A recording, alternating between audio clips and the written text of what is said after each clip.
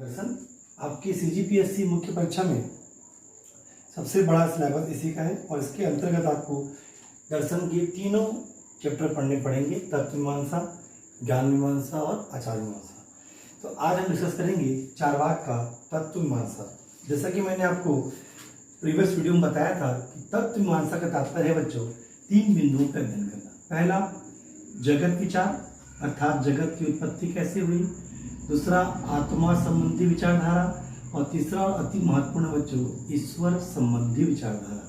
जैसा कि आप पहले जानते हो कि चारवाक दर्शन पूर्ण रूपेण एक नास्तिक दर्शन है, इसलिए बच्चों ये तो स्पष्ट है कि चारवाक आत्मा और ईश्वर को स्वीकार नहीं करेंगे और इन चीजों की अस्वीकारता से ही चारवाक के तत्व मीमांसा को एक विशेषता प्राप्त होती है, जो भी हम ध्यान देते हैं। पर याद रखिएगा चारवाक दर्शन को जब भी आप लिखें दो चीजों को अपने माइंड में फिट रखें कि ये दर्शन पूर्ण रूपेण नास्तिक है और यह आत्मा और ईश्वर पर विश्वास नहीं करता।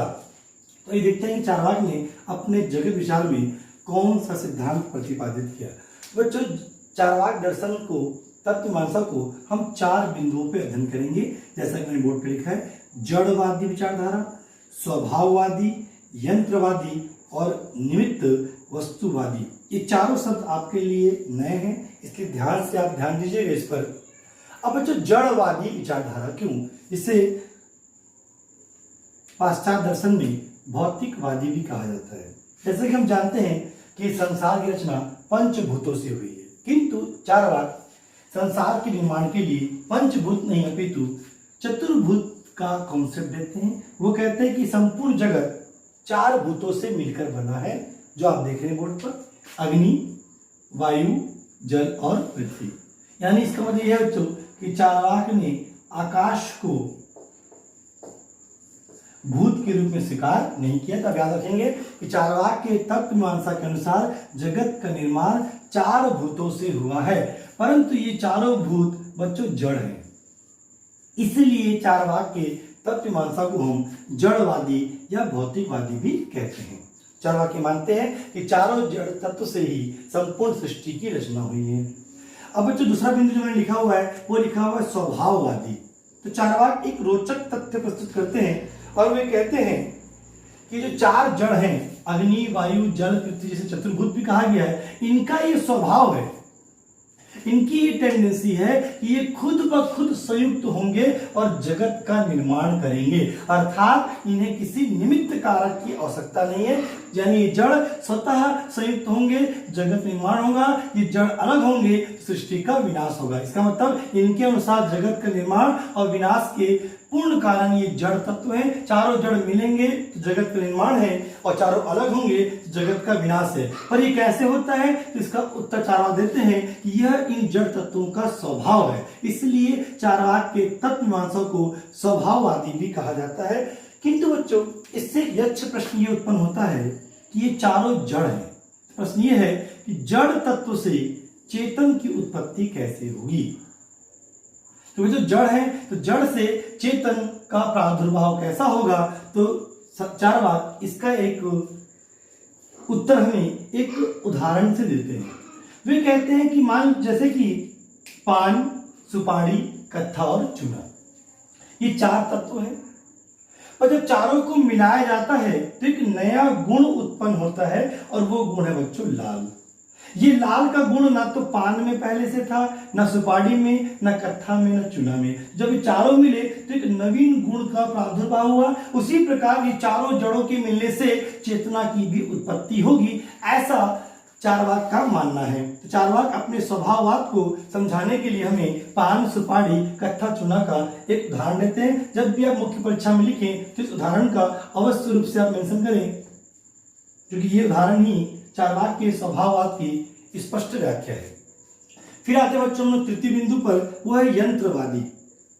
जैसे मैंने पहले स्पष्ट किया बच्चों, चारवाक दर्शन में वो ईश्वर और आत्मा को नहीं मानते, इसलिए चारवाक अपने तत्व मीमांसा में कहते हैं कि जो जगत है, संपूर्ण जगत है, वो प्रयोजन विहीन है। यानी जगत का कोई लक्ष्य नहीं है, जैसे कि कोई मशीन या कोई यंत्र होता है। जैसे उदाहरण एक सिलाई मशीन का,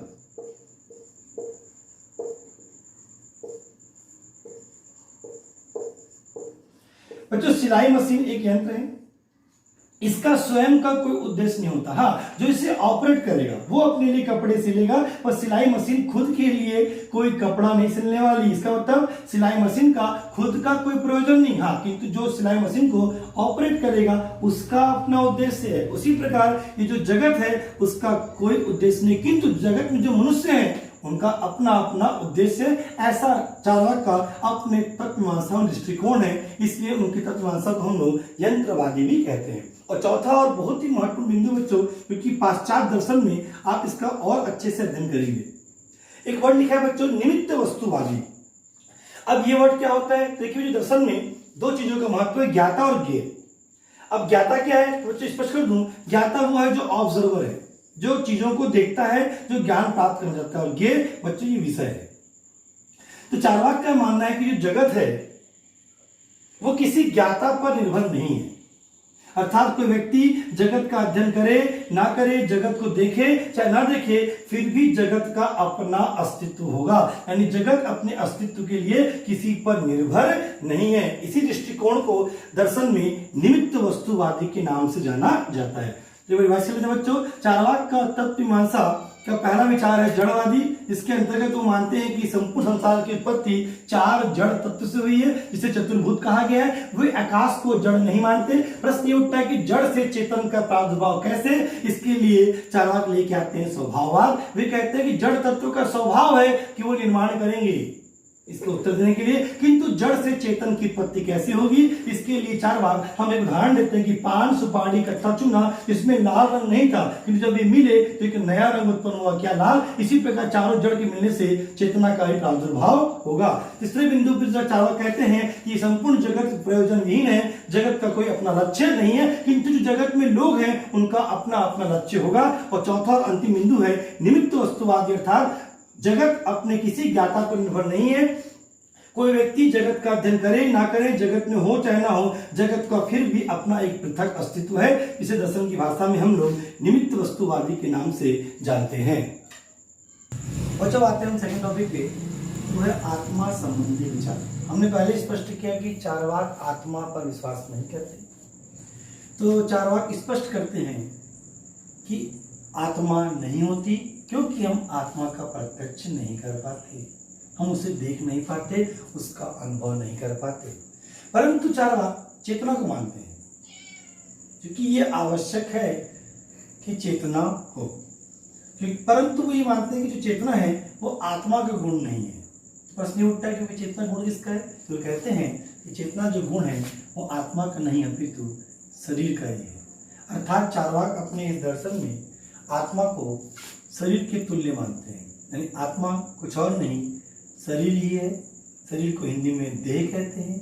दोनों को एकत्व देने के कारण चार्वाक का आत्मा संबंधी विचार बच्चों देह आत्मवाद के नाम से जाना जाता है। आपके पीएससी में 4 नंबर में पूछा सकता है कि चार्वाक के देह आत्मवाद समझाएं। तब लिखेंगे कि चार्वाक के अनुसार चार्वाक आत्मा को स्वीकार नहीं करते, क्योंकि वो आत्मा का प्रत्यक्ष नहीं कर सकते, किंतु वो चेतना को स्वीकार करते हैं, क्योंकि चेतना का हम प्रत्यक्ष कर सकते हैं। मनुष्य जीवित है, उसमें संवेदनाएं हैं, उसमें भावनाएं हैं। परंतु चेतना फिर गुण किसका है? अन्य दर्शन में चेतना को आत्मा माना गया है, किंतु चार्वाक ने चेतना को आत्मा का नहीं अपितु शरीर का लक्षण माना है। उन्होंने कहा है कि आत्मा कुछ और नहीं, शरीर ही है, देह ही है। इसके चार्वाक का आत्मा संबंधी विचार देह आत्मवाद के नाम से जाना जाता है। इसके चार्वाक एक तर्क देते हैं कि यदि आत्मा शरीर से भिन्न है, जैसा कि अन्य दर्शन मानते हैं, चार्वाक कहते हैं कि यदि आत्मा शरीर से भिन्न है तो फिर क्यों किसी व्यक्ति ने आज तक मृत्यु के पश्चात आत्मा को शरीर से निकलते हुए देख देखा? आप स्वयं देखेंगे, आज तक कोई दावा नहीं कर पाया कि उसने आत्मा को मृत्यु के पश्चात शरीर से अलग होते देखा है। साथ ही साथ यदि चेतना का संबंध आत्मा से है तो फिर शरीर के नष्ट होने से हमारी सारी चेतनाएं समाप्त क्यों हो जाती हैं? हमने देखा है कि शरीर के नष्ट होने से चेतना भी नष्ट हो जाती है। इसलिए चार्वाक कहते हैं कि चेतना का संबंध आत्मा से नहीं अपितु किससे है? शरीर से है। उसके बाद अच्छा प्रश्न ये है कि चार्वाक पुनर्जन्म एवं स्वर्ग नरक जैसी अवधारणा को मानते हैं कि नहीं? बच्चों स्पष्ट है कि जब वो आत्मा को नहीं मानते तो आत्मा पे आधारित इन दो अवधारणाओं को विश्वास नहीं करते। चारवाक स्पष्ट कहते हैं कि जब आत्मा का अस्तित्व ही नहीं है तो फिर कोई पुनर्जन्म जैसी अवधारणा अस्तित्व में नहीं है। चारवाक इसे संस्कृत के कथन भस्मीभूतस्य पुनर्आगमन कुतः, अर्थात एक बार शरीर के नष्ट होने पर किसी का कोई आगमन नहीं होता, अर्थात पुनर्जन्म नहीं होता। इसी प्रकार चारवाक स्वर्ग और नरक की अवधारणा पर विश्वास नहीं करते क्योंकि इन दोनों का संबंध भी आत्मा से है। वे कहते हैं कि सुखमेव स्वर्गम दुखमेव नरकम, यदि जीवन में सुख है तो यही जीवन स्वर्ग है, यदि आपके जीवन में दुख है तो यही जीवन आपका नरक है। इस प्रकार बच्चों हमने चारवाक का आत्मा संबंधी विचार का पूर्ण अध्ययन किया है। बच्चों तीसरा देखते हैं हम लोग चारवाक का ईश्वर संबंधी विचारधारा। बिना पढ़े हुए आप जानते हैं कि चारवाक एक नास्तिक दार्शनिक है, अर्थात वो ईश्वर के अस्तित्व को नहीं मानते। किंतु ईश्वर के अस्तित्व को नहीं मानने के लिए चारवाक अपने दर्शन में निम्नलिखित तर्क देते हैं। पहला जो तथ्य है, जो ईश्वर को मानते हैं तो उनका ये मानना है कि ईश्वर है क्योंकि उसकी जानकारी हमें वेदों से प्राप्त होती है। यानी वेदों में उल्लेख है कि ईश्वर है, जैसा कि आपने इतिहास में पढ़ा होगा ऋग्वेद, जहाँ से आपको विभिन्न प्रकार के देवताओं के बारे में जानकारी मिली। आगे जाकर अन्य देवताओं की उत्पत्ति हुई। देवता हैं, ईश्वर हैं, इसकी जानकारी हमें कहाँ से मिलती है? वेदों से। जो आस्तिक हैं वो वेदों को प्रमाणित मानते हैं, किंतु चारवाक का ये कहना है कि ईश्वर है, यह स्रोत, यह जानकारी हमें वेदों से मिलती है।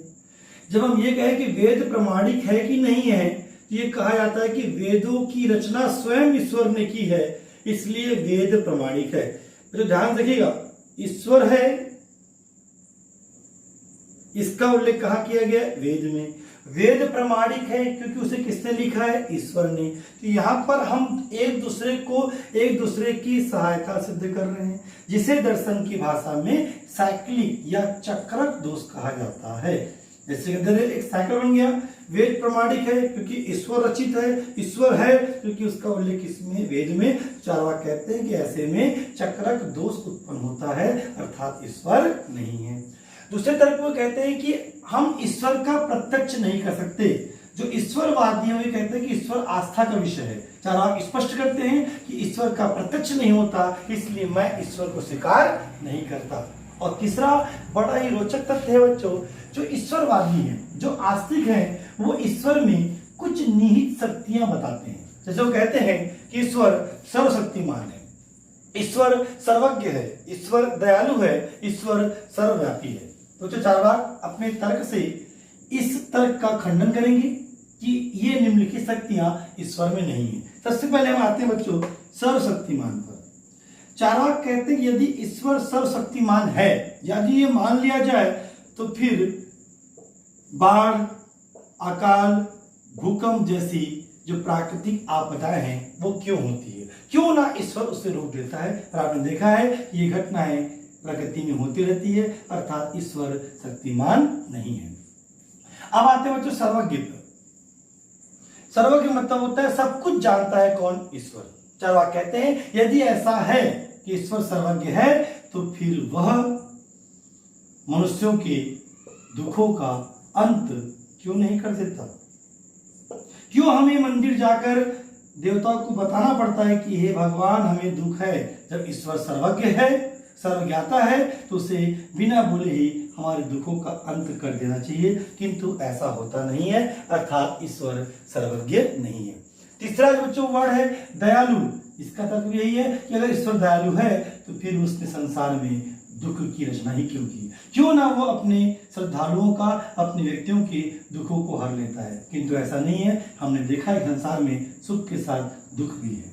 और बच्चों अंतिम बिंदु है सर्वव्यापी। मतलब ये है ईश्वर हर जगह व्याप्त है, प्रत्येक जगह पे ईश्वर है। यदि ये मान लिया जाए अगर हर जगह ईश्वर है बच्चों, तो अच्छाई के साथ साथ फिर ये मानना पड़ेगा कि बुराई में भी ईश्वर का अंश है, किंतु ऐसा नहीं मानते। हम तो ये मानते ईश्वर दयालु है, वो सदैव अच्छा है। अगर ईश्वर सर्वव्यापी है तो फिर अच्छे के साथ साथ बुराई में भी ईश्वर होना चाहिए, किंतु ऐसा माना नहीं जाता। अर्थात ईश्वर ना तो सर्वशक्तिमान है, न सर्वज्ञ है, न दयालु है, न सर्वव्यापी है, अर्थात ईश्वर का अस्तित्व नहीं है। ऐसा चारवाक अपने दर्शन में तर्क द्वारा सिद्ध करने का